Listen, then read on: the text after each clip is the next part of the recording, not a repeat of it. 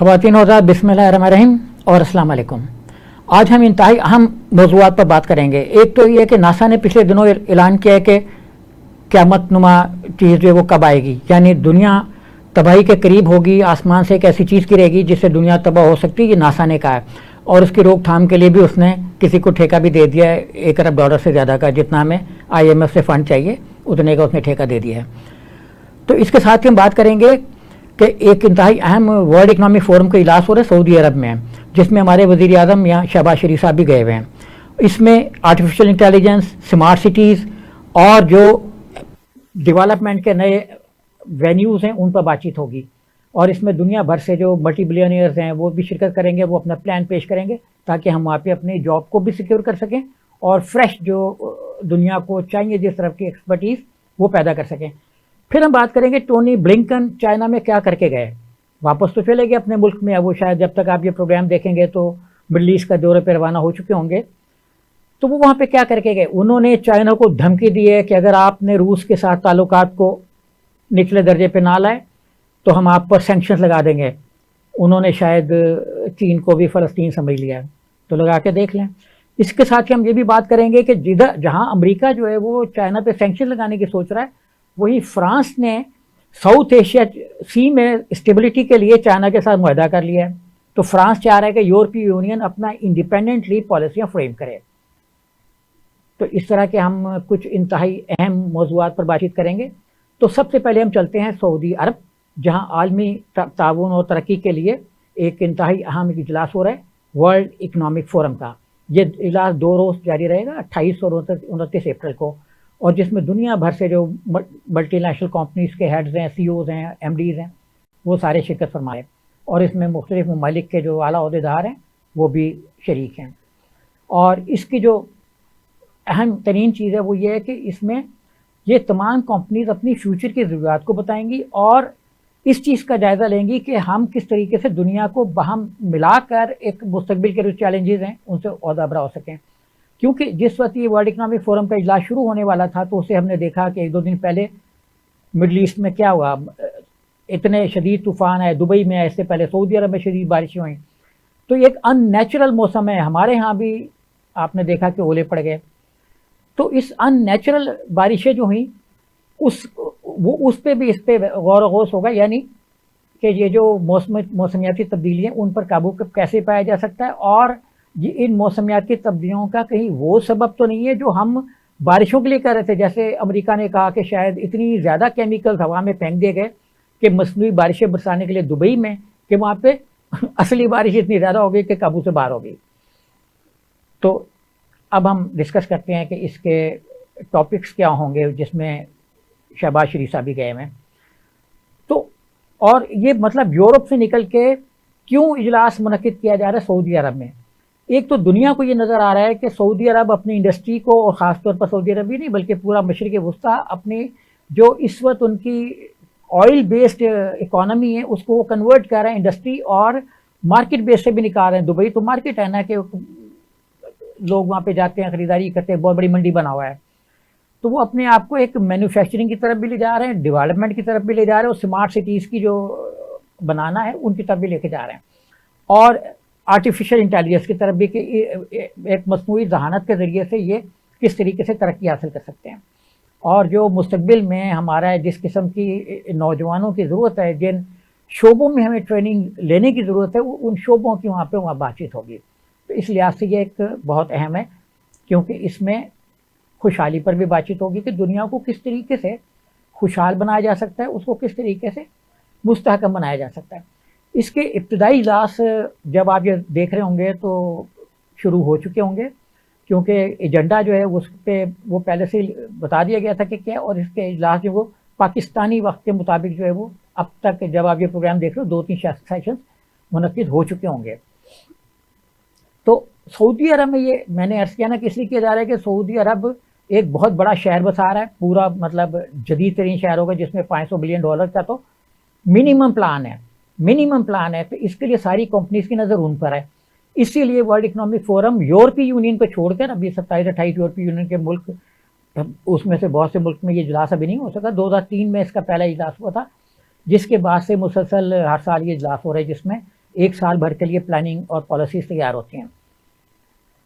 تو اب ہم دیکھتے ہیں کہ اس کے مین ایشوز کیا ہیں. مین ایشوز اس میں سب سے پہلے تو یہ ہم دیکھیں گے کہ عالمی ترقی کے لیے یہ ویژن دینا چاہ رہے ہیں کہ نیا ویژن کیا ہوگا, مطلب کس پیٹرن پہ جو ہے نا وہ اب مختلف جو ہے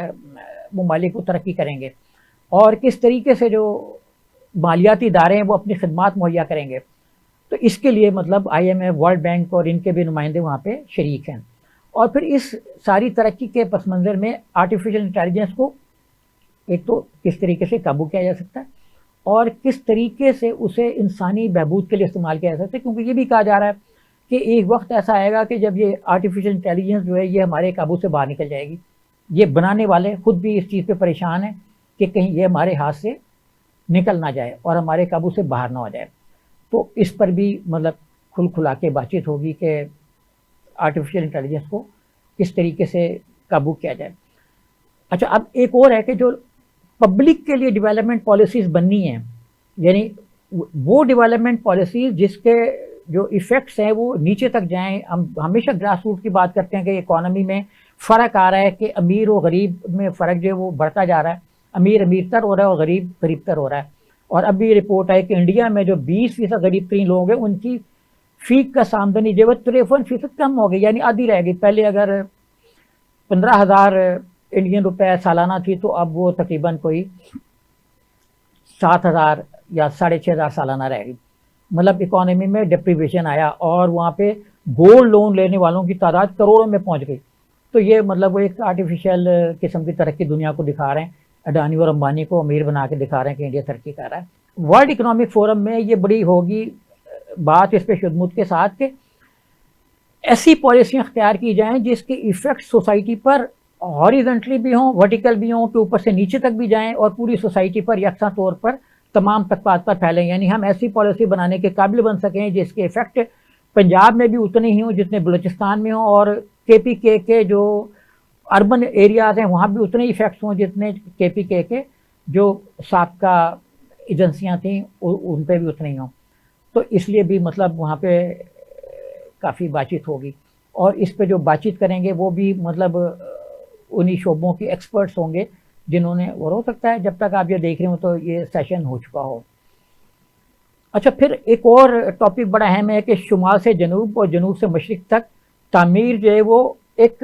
باقاعدہ منصوبے کے تحت اور ٹرسٹ کے اس میں ہو کہ نارتھ ساؤتھ پر یقین کرے کہ نارتھ جو کچھ کر رہا ہے وہ ساؤتھ کی ترقی کے لیے, کیونکہ ہمیشہ سے کلیش چل رہا ہے نارتھ ساؤتھ کا, ہمیشہ سے کلیش چل رہا ہے ایسٹ اور ویسٹ کا, مشرق و مغرب کی. تو ہم کہتے ہیں نا کہ جو مشرق میں سورج طلوع ہوتا ہے وہ مغرب میں جا کے غروب ہو جاتا ہے. تو اس میں ٹرسٹ کی کمی ہے, ہم میں بھی مطلب مختلف ملکوں میں جو ٹرسٹ کی کمی ہے اس وقت, اس کے لیے بھی جو ہے وہ یہ چیزیں دیکھی جا رہی ہیں. تو جو ایک ترقی کا پیمانہ ہے وہ اب فیوچر میں ایسے ہوگا کہ دنیا میں یکساں ترقی ہو سکے. اگرچہ یہ پلاننگ تو بن رہی ہے, یہ پالیسیاں بھی ہوں گی, اس پہ بات بھی ہوگی, لیکن جو صنعتی ملک ہیں جن کو ترقی یافتہ ملک کہا جاتا ہے وہ ایسی کوئی پالیسی بنا ہی نہیں سکیں گے, کیونکہ ان کے اندر ان کی جو ڈیموکریسی ہے اس میں یہ چیز پیوست ہے, اس میں یہ چیز ہم کہہ سکتے ہیں کہ اس کی جڑوں میں ہے کہ وہ ایسی پالیسی بنا ہی نہیں سکتی جس میں برابری ہو, جس میں اتقاض زر نہ ہو, جس میں سرمایہ جو ہے وہ برابر سب میں تقسیم ہو. کیونکہ یہ نظام تو کمیونزم میں تھا, مارکس اور اینگل نے پیش کیا تھا, جس کی بڑی مخالفت کی یورپ نے, اور آخری وقت تک سوویت یونین کو توڑنے کے بعد ابھی روس کو بھی توڑنے کے در پہ ہیں. تو معیشتوں میں کو یونیفارم ترقی کے لیے ڈیموکریٹک پیٹرن پہ صحیح معنوں میں ترقی کے لیے بھی بات چیت ہوگی. اچھا, ایک ہم سے براہ راست ہے کہ ہم ہمیشہ کہتے ہیں کہ ہماری معیشت جو ہے وہ ایگرو بیسڈ ہے. اگرچہ ہم نے ابھی کنک بھی امپورٹ کی, پھر کنک کی جو ابھی سیل ہے گورنمنٹ لیول پہ وہ اب شروع ہوئی ہے, جبکہ آدھی یا کم از کم 30-35% جو ہے وہ کاشتکار اپنی گندم کو بیچ چکے ہوئے ہیں. تو اب ہماری یہ جو زرعی پالیسیاں ہیں یہ ٹائملی نہیں ہے کہ اس کا فائدہ کاشتکار کو پہنچے, اور جو زرعی ٹیکنالوجی ہے اس کے حصول میں ہم بہت پیچھے ہیں. کہ جو اسپرنکل کا اگر آج سے 50 سال پہلے یورپ میں کامن ہوئی اسپرنکل ٹیکنالوجی, تو ہمارے یہاں وہ آج سے 20-25 سال پہلے آئی. تو مشتاق گل صاحب اس کے بڑے بانی تھے کہ ویسٹیج آف واٹر جو اس کو کیسے بچایا جائے, واٹر چینلز کو کیسے امپروو کیا جائے. تو ہم اس پہ بھی وہاں پہ بات چیت ہوگی, اور میں بھی کہ ہم اس پہ کوئی بہتر راستہ جو بھی اختیار کر سکیں. اپنی زرعی ترقی کے لیے، اور جس کے مطلب جس کو کہتے ہیں نا کہ ایک پائیدار ترقی، یعنی ایک ایسی ترقی ہو جو ٹائم ویسٹ نہ ہو کہ آج اس کے ایفیکٹس کچھ اور ہیں، کل اس کے ایفیکٹس کچھ اور ہیں، اور پھر دوسرا یہ کہ اس کے ایفیکٹ سب پر یکساں ہوں،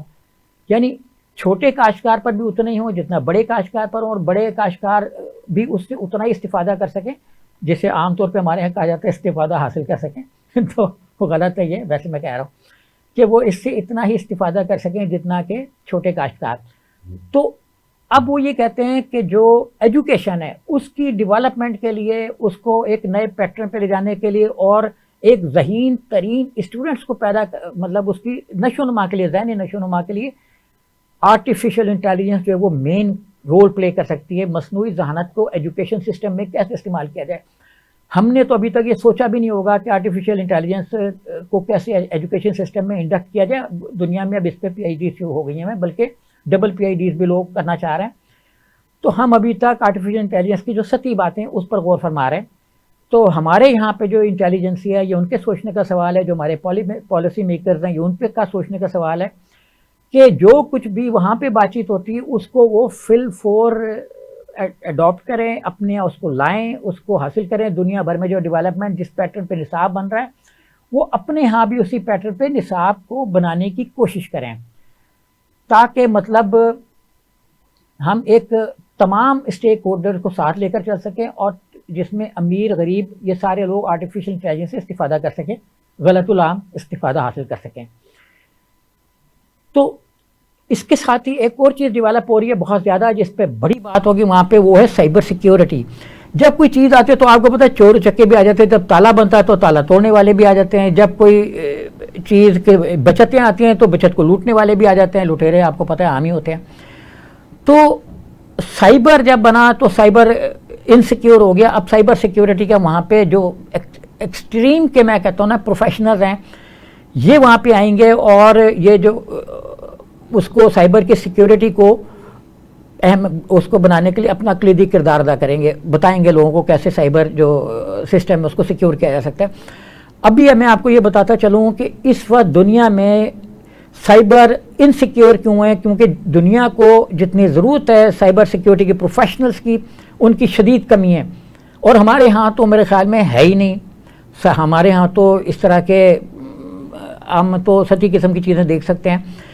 تو دنیا میں جو پائے کے سائبر سیکیورٹی پروفیشنلز ہیں وہ 40 لاکھ کم ہیں، مطلب 40 لاکھ سائبر پریکٹیشنر جو ہیں وہ کم ہیں، اور اس کمی میں یہ نہیں کہ کوئی کمی آتی جا رہی ہے، یہ کمی مسلسل بڑھ رہی ہے، یعنی سائبر سسٹم کو سیکیور بنانے والے لوگ مسلسل کم ہو رہے ہیں، کیونکہ سائبر سسٹم جو بڑی تیزی کے ساتھ پھیل رہا ہے۔ تو دنیا کو اس شعبے میں جو چیلنجز درپیش ہیں یہ اب اس پر بھی بات چیت کرنے کی ضرورت ہے۔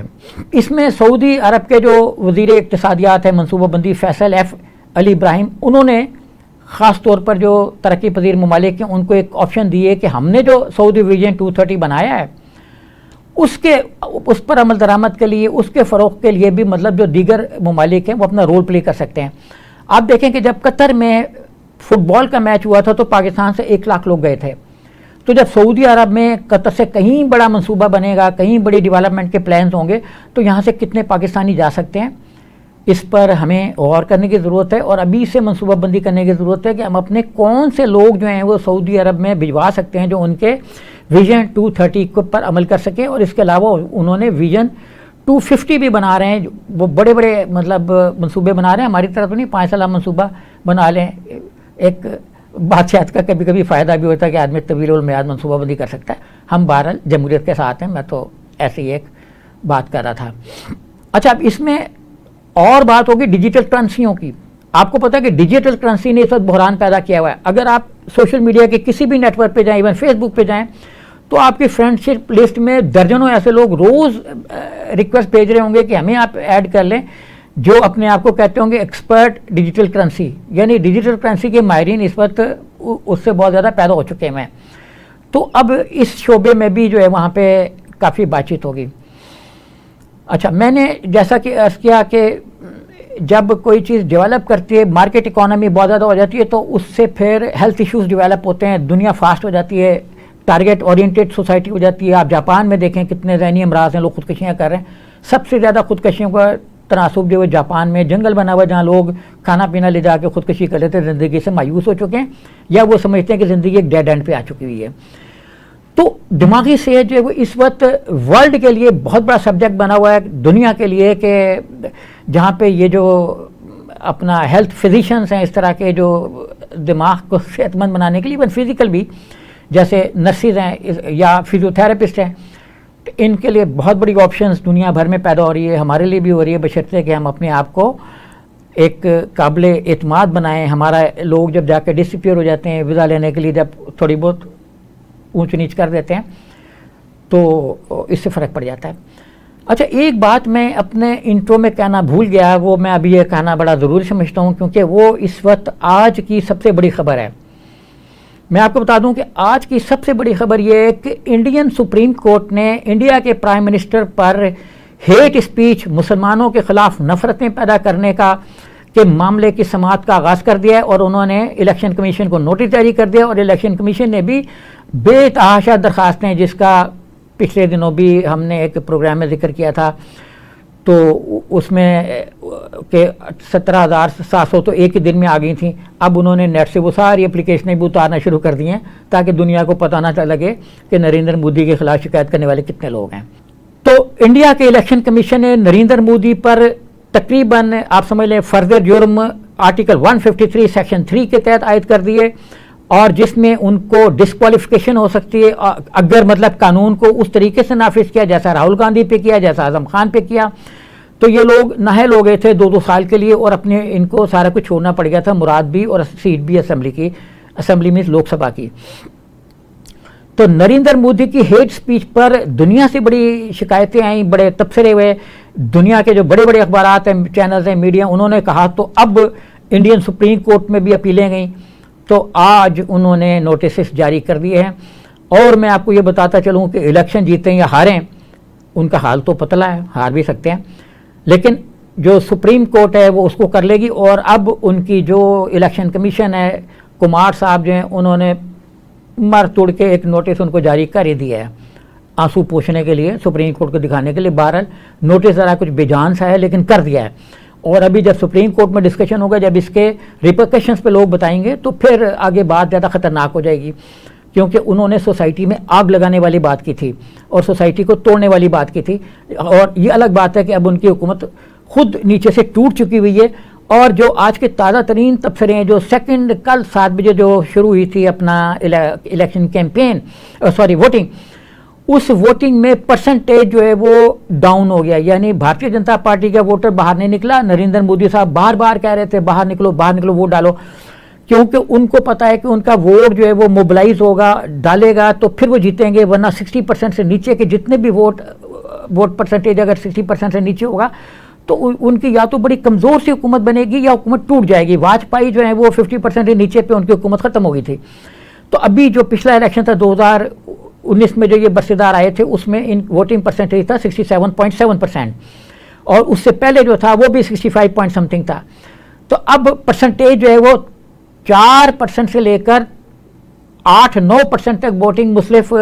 اس میں کم ہوا ہے، مہاراشٹر میں کم ہوا، اتر پردیش میں کم ہوا، اور اب تو لوگ کہہ رہے ہیں کہ اتر پردیش اور گجرات جو ان کے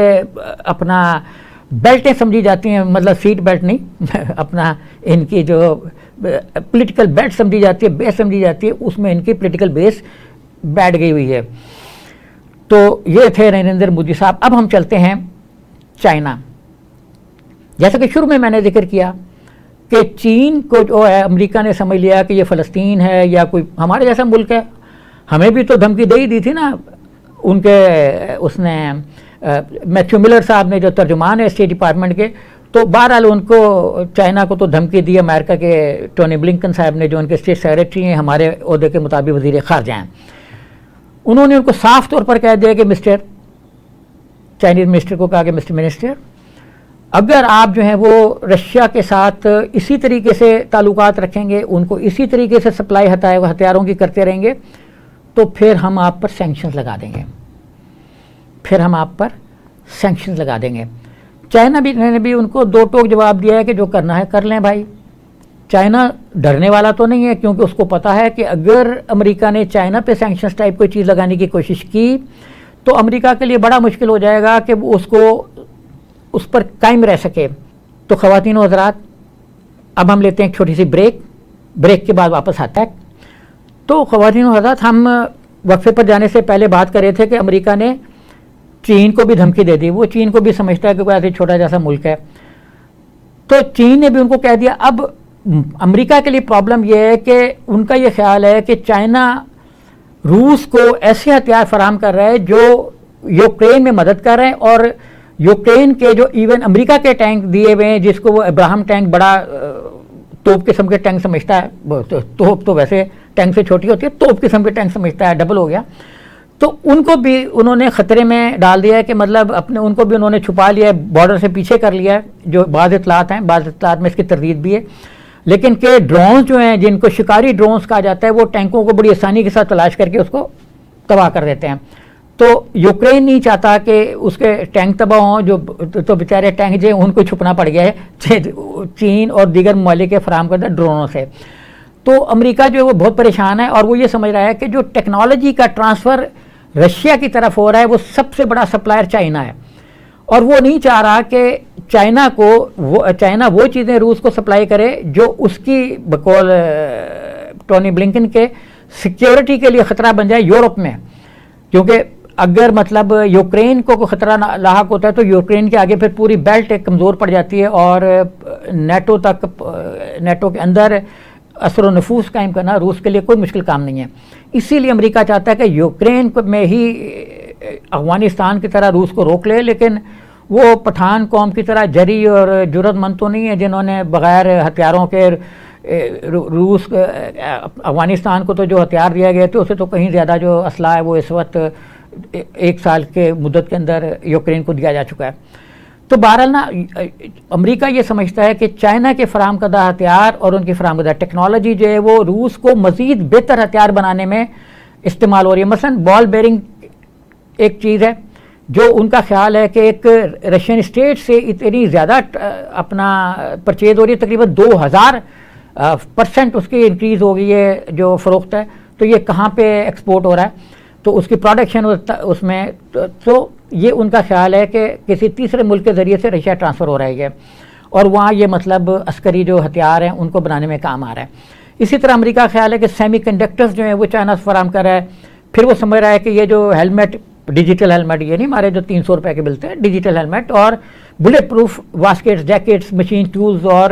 وائرس ٹائپ جو جدید ترین ریڈیو وغیرہ کے آلات شامل ہیں وہ چینی کمپنیاں دے رہی ہیں. تو ہمارے جو ٹونی بلنکن صاحب، ہمارے سے مطلب امریکہ ہمارا ہی ہے، دوست ہے، تو جو ٹونی بلنکن صاحب چائنا گئے تو انہوں نے وہاں جا کے یہ کہنا شروع کر دیا کہ چائنا کو جو ہے نا وہ اپنی ایکسپورٹ میں بالکل محتاط ہونا چاہیے. اور یہ میں تھوڑا سا عرض کر دوں کہ جو اس سے پہلے وزیر خارجہ یلن گئی تھیں چائنا کے دورے پر، وہاں انہوں نے بات کی تھی اپنا الیکٹرک کاروں کی ایکسپورٹ کی اور سولر پینلز وغیرہ کی. وہاں ان کا ایمفسائز نان ملٹری کی جو آئٹمس تھی ان کے ایکسپورٹ پر تھا.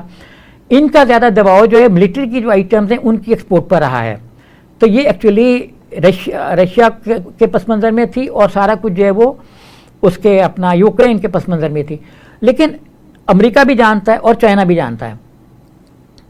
کہ جب تک جو ہے وہ چین نے اگر امریکہ کی ہیجمنی کو، اس کی بالادستی کو، اس کی تھانے داری کو برابر کرنا ہے، اس کو بیلنس کرنا ہے، تو اس کے لیے بڑا ضروری ہے کہ کوئی اور طاقتور ملک 2-4 جیسے اس کے پاس تو یورپی یونین کے 27 ملک ہیں جو تقریباً ان کے ساتھ ہیں اور ریاض سے، تو وہ چاہ رہے ہیں کہ اس میں بھی وہ کچھ ایسے بڑے ملک ان کے ساتھ مل جائیں جو امریکہ کی طاقت کو بیلنس کریں. تو روس کو ساتھ لے کر چلنا چین کے لیے بڑا ضروری ہے، اور چین چونکہ اکیلا تو امریکن ہیجمنی کو ختم نہیں کر سکتا، تو اس کے لیے بڑا ضروری ہے کہ وہ جو روسی نظام ہے، روس کی معیشت ہے، روس کے ساتھ جو ٹریڈ ہے اس کو لے کر چلیں. اچھا، میں اب یہاں تھوڑا سا ایک اپنا چینی محاورہ ہے کہ ایک بار جب دانت نکل جائیں تو دانت ٹھنڈ محسوس کرتے ہیں. یعنی اس کا مطلب وہ یہ لیتے ہیں کہ جب کسی ایک چیز کو زوال آئے تو اس کے اثرات جو ہیں وہ بہت سی دوسری چیزوں پہ بھی پڑتے ہیں اور ان پر بھی پڑتے ہیں. جب دانت نکل جائیں تو وہ زیادہ تیزی سے برباد ہونا شروع ہو جاتے ہیں، اور جو باقی مسوڑے رہ جاتے ہیں وہ بھی ٹھنڈ بھی محسوس کرتے ہیں اور بربادی بھی محسوس کرتے ہیں. تو یہی چیز جو ہے نا چائنا جو ہے نا وہ نہیں چاہتا کہ تنہا جو ہے وہ امریکی اس کو مان لے، اثر کو اس کے آگے جھک جائے، تو وہ چاہ رہا ہے کہ اس کو ساتھ لے کے چلے روس کو۔ اچھا میں یہ بھی عرض کر دوں جو شاید بہت سے لوگ جانتے بھی ہوں کہ صدر جی پنگ چین کے صدر اور جو ولادیمیر پوٹن ہیں ان کے درمیان دوستی جو ہے وہ ایسے ہی ہے جیسے پاکستان اور چین، تو دونوں کی دوستی جو ہے وہ بہت زیادہ لازوال حد تک گہری ہے، اور 4 فروری 2022 کو جاری ہونے والا ان کا ایک مشترکہ بیان بھی بہت سے لوگوں کو یاد ہوگا، جس میں دونوں ممالک نے کہا تھا کہ چین اور روس کی دوستی کی کوئی حد نہیں ہے، اور اس ان کے مابین جو تعاون ہے اس میں کوئی شجر ممنوع نہیں ہے، یعنی کوئی ایسا آئٹم نہیں ہے جو ان کے تعاون کی رینج میں نہ ہو، یعنی چائنا اگر دفاع کے لیے جائے گا تو دے دے گا، اگر فوج بھی چاہیے ہوگی تو شاید دے دے، حد نہیں ہے نا۔ تو اسی سے پریشان ہو کر جو ٹونی بلنکن صاحب وہاں بھاگے تھے، یہ دوسری دفعہ گئے ہیں وہ 1 سال میں، اور مسلسل جو لوگ جا رہے ہیں تو اس کا یہی ہے کہ ساؤتھ چائنا سی کو سیو کریں، لیکن امریکہ نے وہاں پہ چین کو یہ یقین تو دلا دیا ہے کہ جو ون چائنا کی پالیسی ہے ہم اس کو مکمل طور پر سپورٹ کرتے ہیں، جو مطلب تائیوان کے بارے میں پالیسی ہے اس میں کوئی تبدیلی نہیں ہے، اور چین نے بھی جواباً کہا ہے کہ چین جیسے ہمیں لوگ کہتے ہیں نا مستحکم پاکستان ہمارے مفاد میں ہے، تو انہوں نے بھی کہہ دیا کہ مستحکم امریکہ ہمارے مفاد میں ہے، تو جو بائیڈن کو چاہیے کہ امریکہ کو مستحکم رکھے۔ تو اب جو ایک عالمی مبصرین کے لیے وہ یہ ہے کہ وہ امریکہ کس حد تک چین کے خلاف جا سکتا ہے، تو ان کا یہ خیال ہے کہ اگر وہ ڈائریکٹلی چین پر کسی تیسری دنیا کے ملک کی طرح پابندی لگائیں گے جیسا کہ ایران پہ لگائی یا اور اسلامی ممالک پہ لگاتے رہیں، تو یہ اس سے خود یورپ کی معیشت بھی تباہ ہو جائے گی، اور بہت سے یورپی ملک جو امریکی حصار کو توڑ کر نکلنا چاہتے ہیں وہ بھی اس کو ایکسیپٹ نہیں کریں گے۔ اس لیے امریکہ چاہ رہا ہے کہ ان چند کمپنیوں کو بلیک لسٹ کرے، ان پر پابندی لگائے جو اس کے خیال میں رشیا کو سامان فراہم کریں۔ اچھا اب سیمی کنڈکٹرز ہیں، آپ کہیں کہ یہ ملٹری میں استعمال ہوں گے پرپس کے لیے، لیکن اس کے بے تحاشا سویلین پرپس بھی ہیں، بہت سے ایسے آئٹمز ہیں، ٹیکنالوجی ساری کی ساری وہ بہت سی آرمی کے پرپس میں بھی استعمال ہو سکتی ہے، ڈومیسٹک اور سویلین پرپس میں بھی استعمال ہو سکتی ہے، تو اس لیے بڑا مشکل ہے کہ اس کو ڈفرینشیٹ کیسے کریں گے۔ پاکستان جیسے ملک پر تو کہہ سکتے ہیں کہ جی آپ کے فلانے کمپنی پہ ہم نے پابندی لگا دی، لگاتے بھی رہے پچھلے دنوں، لیکن چائنا کے ساتھ جب لگائیں گے تو ان کو بڑا ایک سالڈ ریزن دینے ہوں گے کہ انہوں نے یہ چیز ایکسپورٹ کی اور اس سے وہاں پہ یہ چیز بنائی گئی، کیونکہ جب جی پنگ نے ان کی یہ دھمکی سنی کہ پابندی لگا دیں گے تو انہوں نے بھی ان کو صاف صاف کہہ دیا کہ امریکہ کے لیے بہتر راستہ تو یہی ہے کہ بھائی بجائے اس کے کہ آپ لڑائی جھگڑے پہ توجہ فرمائیں، آپ شراکت داری جو ہے یعنی جن جن امور پر ہم تعاون کے ساتھ آگے بڑھ سکتے ہیں اس پہ توجہ فرما لیں۔ یہ کس نے آپ کو کہہ دیا ہے کہ جو اختلافی پوائنٹس ہیں انہی پر ہم آگے بڑھیں؟ ہم اختلافی پوائنٹ کو ایک طرف رکھ دیتے ہیں۔ پھر انہوں نے یہ بھی کہا کہ امریکہ چین جو ہے وہ امریکہ کو خوشحال اور ترقی یافتہ ملک مطلب مزید ترقی کرتے دیکھنا چاہتا ہے، تو امریکہ بھی چین کو اسی نظر سے دیکھے، اسی اینک سے دیکھے کہ چین کا بھی رائٹ ہے، جب وہ چاہ رہا ہے کہ دوسرے ملک ترقی کریں تو امریکہ بھی چاہے خواہش رکھے کہ چین ترقی کرے، اور چین جو ہے وہ اور امریکہ جو ہے وہ بجائے اس کے کہ وہ چین کے جو مخالفین ہیں ان کو ساتھ ملائے، ان کو اپنا ایک ملا کے کوئی حصار قائم کرنے کی کوشش کرے، تو بہتر تو یہ ہے کہ وہ چین سے ہی کہے کہ بھائی ہم مل کے آگے چلتے ہیں، اور ہمارے پاس جو ایسے شعبے جن میں ہم تعاون کر سکتے ہیں، مثلا جو منشیات کی روک تھام ہے، آرٹیفیشل انٹیلیجنس کا فیوچر ہے، اس پہ چین اور امریکہ میں بڑا اچھا تعاون ہوا ہے، اور ایون جو امریکن اور چائنیز کے فوجوں کے درمیان تعاون ہے ملٹری ٹو ملٹری جو ایک لنک ہے، وہ اس کو بہتر بنانے کے لیے بات چیت ہوئی ہو رہی ہے، کامیاب بھی رہی ہے۔ تو جو انہوں نے کہا کہ یہ تو آپ اس پہ ان شعبوں پہ آگے بڑھیں، اور یہی بات جب بلنکن اور ان کے ہم منصب جو ہے وانگ یی شاید یہی نام ہے ان کا، تو ان کے ساتھ جب طویل ترین ملاقات ہوئی کو تقریباً 5 گھنٹے جاری رہی، ہم تو تھک جاتے ہیں بیٹھ بیٹھ کے آدھے گھنٹے میں ہی، تو 5 گھنٹے جب انہوں نے یہ میٹنگ کی تو اس میں انہوں نے یہی نتیجہ نکالا کہ دونوں کو درست سمت میں آگے بڑھنا چاہیے،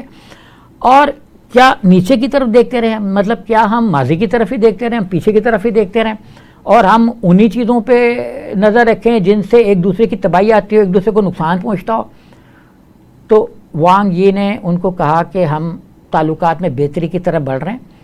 تو آپ بھی جو ہے نا وہ تعلقات میں بہتری کی طرف جائیں اور ایسی صورت پیدا کریں جس سے ہم سب مل کر ترقی کر سکیں۔ روس اور چین یوکرین کی جنگ ایک طرف رکھیں، جو ہمارے تعاون کی ہیں وہ ان کو کریں، اور انہوں نے پھر ساتھ یہ بابر کرا دیا کہ تائیوان ہماری سرخ لکیر ہے۔ آج کل آپ کو پتہ ہے نا، ایک زمانہ تھا باڈی لینگویج، پھر آیا ایک پیج، آج کل ریڈ لائن جو ہے نا بڑی مشہور ہوئی ہے، تو کہیں انہوں نے بھی استعمال کر لی، ان کو پتہ لگ گیا پاکستان میں ریڈ لائن بہت استعمال ہو رہی ہے، تو انہوں نے بھی کہہ دیا، چین کے جو وزیر خارجہ ہیں وانگ یی، انہوں نے بھی کہہ دیا کہ تائیوان جو ہے وہ ہماری ریڈ لائن ہے، خبردار جو اس طرح کو تم نے کوئی آنکھ کرنے کی کوشش کی ہم اڑا کے رکھ دیں گے۔ یہ تو نہیں کہا، یہ تو میں کہہ رہا ہوں، لیکن انہوں نے ڈپلومیسی میں تو اس طرح کہا جاتا ہے نا کہ ادھر نظر نہیں کرنا، یہ ہماری ریڈ لائن ہے اور یہ ناقابل تسخیر سرخ لکیر ہے، یعنی یہ ایسی سرخ لکیر ہے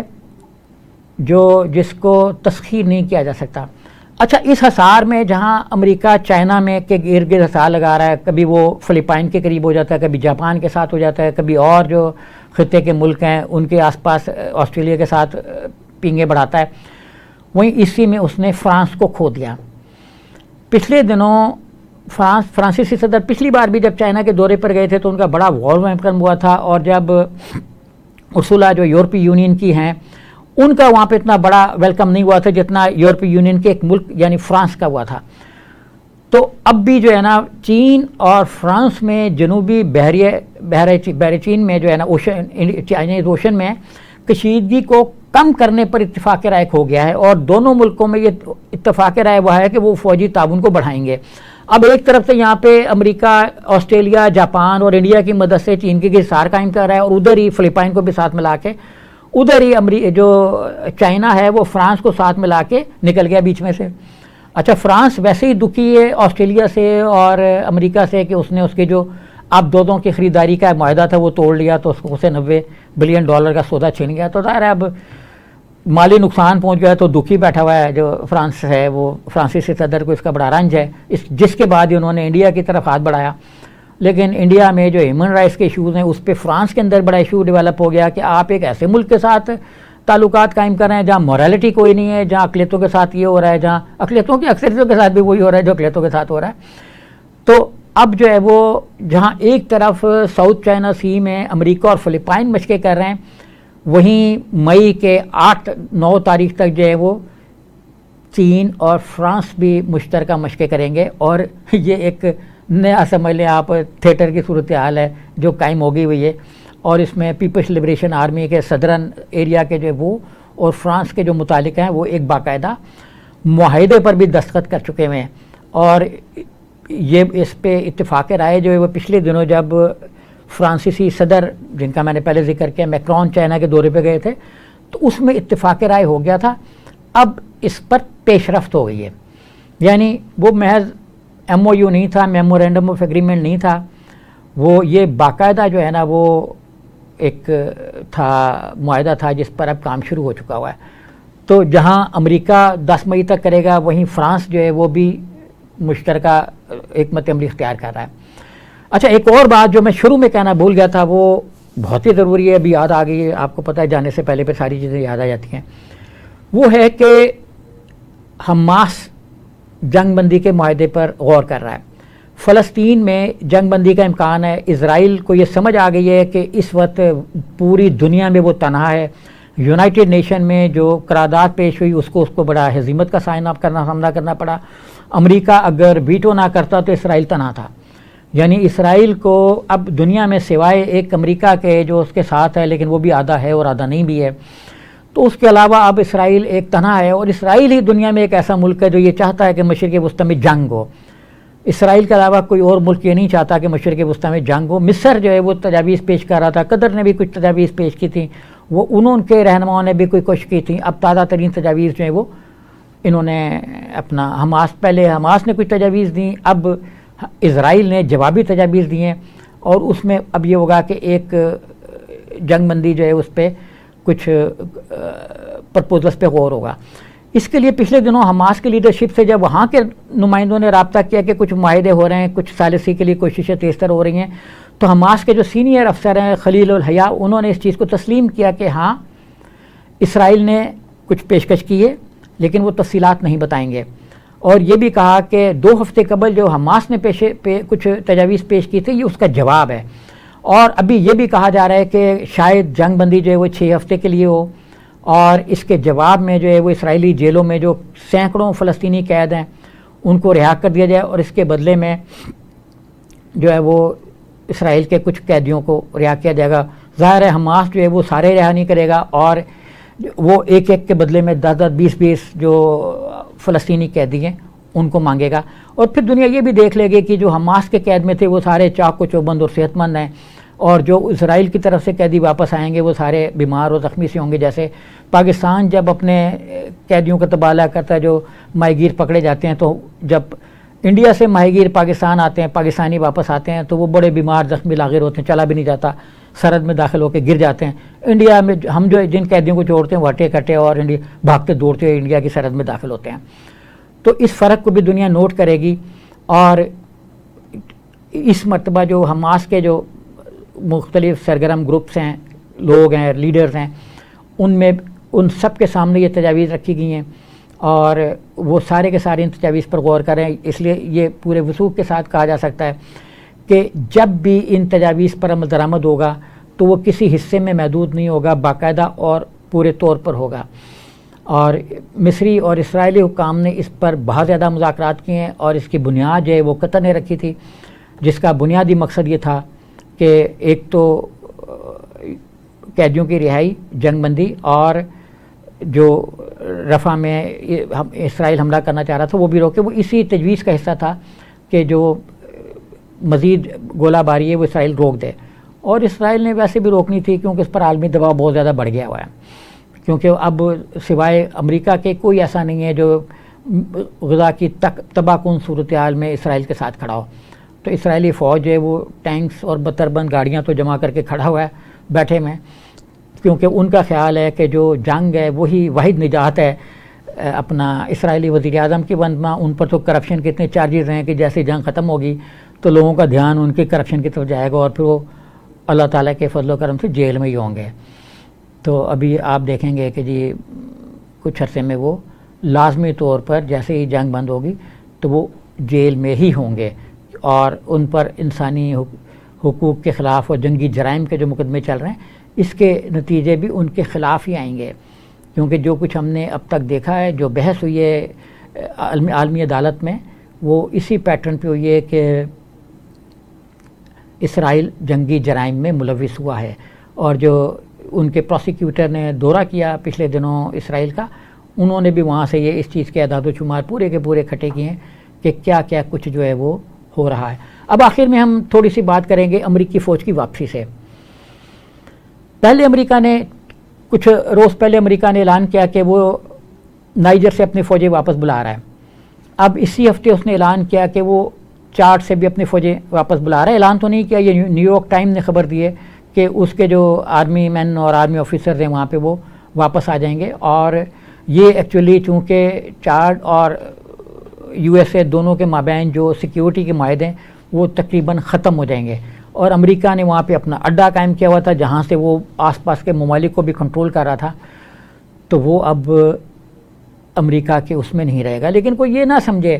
کہ چاڈ سے امریکی فوجوں کی واپسی ہو جائے گی تو امریکہ کے پاس اڈے ہی کوئی نہیں بچے گا. امریکہ کے پاس بڑے اڈے ہیں, بالکل گھبرائے نہیں امریکہ, تو اس کے پاس اڈے بہت ہیں, اور اس کے تقریباً کوئی 1,71,000 فوجی امریکہ کے جو دنیا کے مختلف حصوں میں موجود ہیں. جی ہاں, 1,71,000 فوجی جو ہیں وہ دنیا کے مختلف حصوں میں موجود ہیں, اور 30,000 فوجی جو ہیں وہ اس میں وہ شامل ہیں جو 7 اکتوبر یا 8 اکتوبر کو بھیجنے کا جس کا عمل شروع ہوا تھا. اور یہ عمل اسی وقت شروع ہوا تھا جب فلسطین کے کچھ مجاہدین نے اسرائیل پر حملہ کیا تھا. اچھا, اب ہم اس پہ تھوڑی سی بات کرتے ہیں کہ یہ فوجی واپس کیوں جا رہے ہیں. دراصل حکومت چاڈ جو ہے اس نے یہ اعلان کیا ہے کہ جو امریکی ماہرین وہاں پہ بیٹھے ہوئے وہ اسی حکومت کے خلاف سازشیں کر رہے ہیں اور تختہ الٹنے کی کوششیں کر رہے ہیں. ایسا تو امریکی کر بھی لیتے ہیں کبھی کبھی, تو ان کو تو ہوتا ہی ہے کہ جی کسی کے ساتھ مل کے حکومت کو الٹا دیں. تو اس وجہ سے جو ہے نا وہ جانا چاہ رہے ہیں. تو میں نے پیچھے بات کی تھی کہ ہم کہ فوج کی جو واپسی ہے وہ ہوگی. تو 2023 میں جو ہے نا وہ جب 30,000 مزید گئے تو اس وقت جب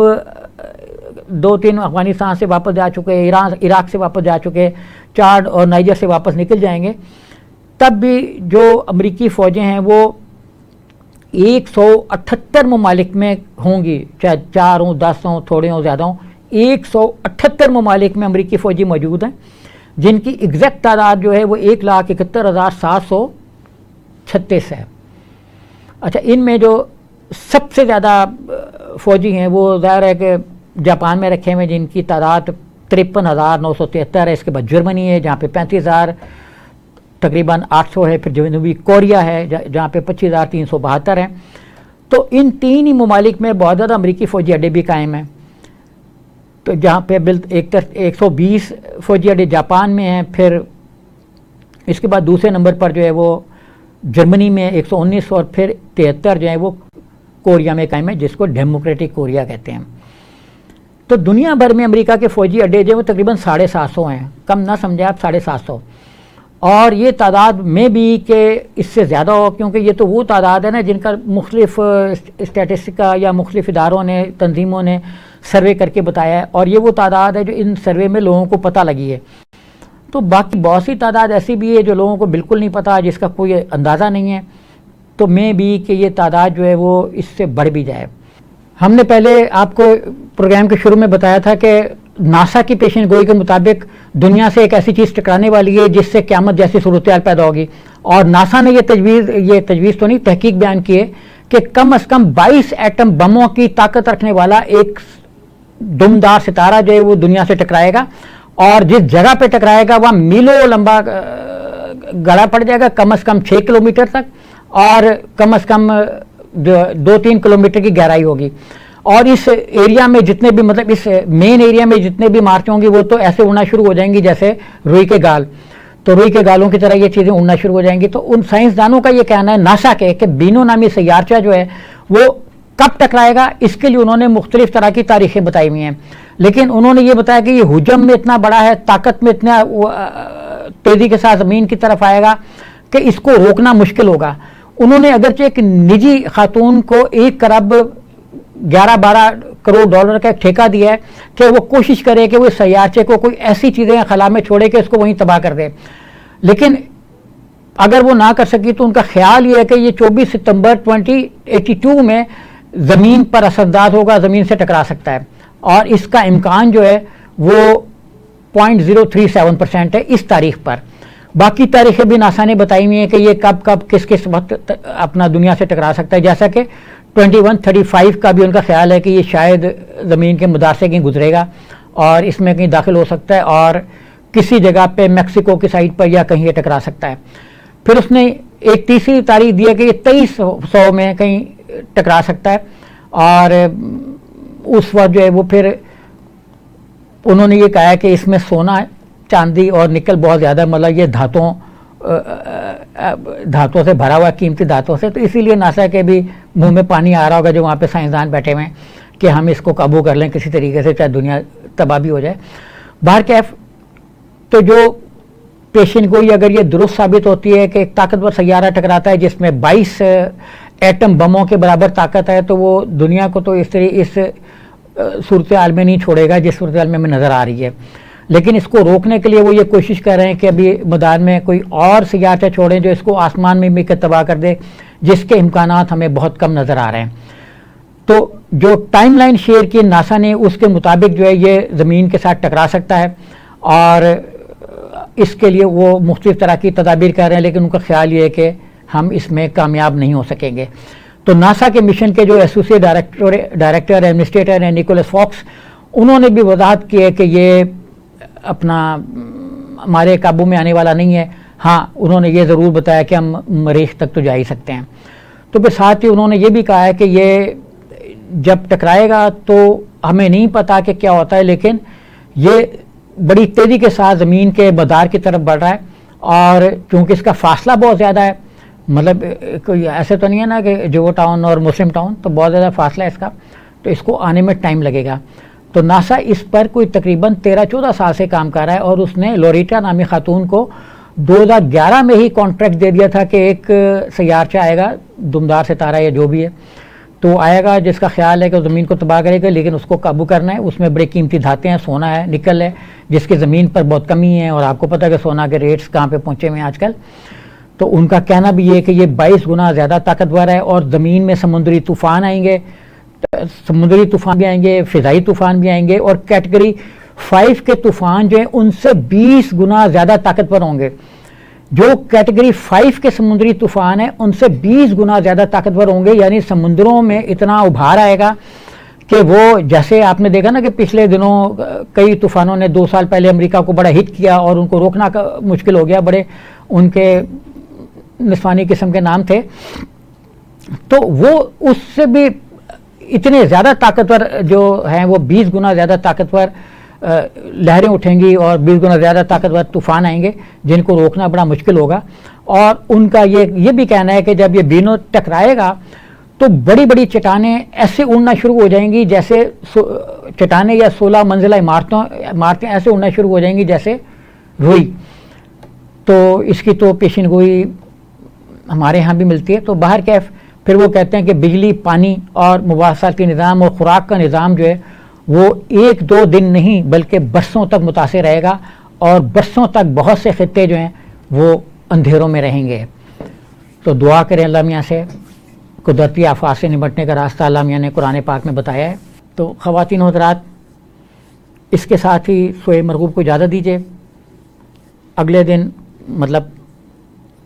جمعرات کو دوبارہ حاضر ہوں گے ایسے ہی معلومات کے ساتھ. خدا حافظ.